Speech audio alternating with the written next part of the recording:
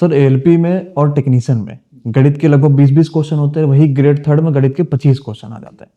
Rankers हम 22 से जो शुरुआत कर रहे होंगे, इसमें हम किन चीज़ों पर ज़्यादा फोकस कर रहे हैं गणित में, क्योंकि जैसे अभी रीजनिंग में रहा कि बच्चों को पूरे नंबर लाना जरूरी है, वैसे गणित में भी पूरे नंबर उसको लाना जरूरी है, क्योंकि कंपटीशन ज़्यादा है, फॉर्म कम है लेकिन वैकेंसीज भी कम है। तो हम किस हिसाब से गणित के पेपर को तैयार कर रहे होंगे?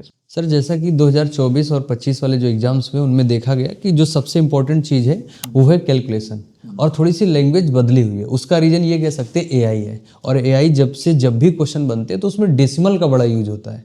तो इसलिए जो हम ये नए रैंकर्स हम लोग लेकर के आ रहे हैं 22 तारीख से, इसमें जो विशेष ध्यान रखा गया है वो एआई बेस्ड क्वेश्चन और जो नए क्वेश्चन बन सकते हैं। अच्छा, इसका अनुमान हम लोग लगा सकते हैं जो 24-25 में एग्जाम हुए हैं रेलवेज के, उनके आधार पर हम देख सकते हैं कि कौन से नए क्वेश्चन बन सकते हैं। उनमें कैलकुलेशन की जो बेहतरीन ट्रिक्स हो सकती हैं वो क्या हो सकती हैं। इसके अलावा जब भी हम कोई क्वेश्चन सॉल्व कर रहे होते हैं तो उसमें उनको हम एक अप्रोच दे रहे होते हैं, उसके साथ साथ हम उसमें ट्रिक्स भी बताएंगे कि भाई इसको आप ऐसे कम समय में कर सकते हैं।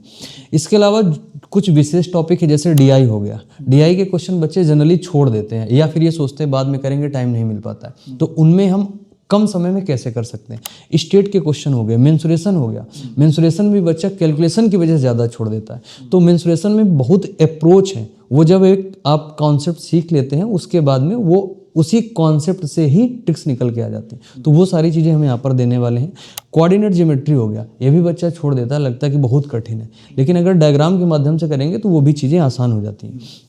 और सर जो विशेष बातें हैं कि अगर रैंकर्स मान लीजिए क्यों इम्पोर्टेंट है इतना, तो मेरे पॉइंट ऑफ व्यू से किसी भी एस्पिरेंट के लिए जो सबसे ज़्यादा ज़रूरी चीज़ है वो एग्ज़ाम से ठीक पहले है रिवीजन।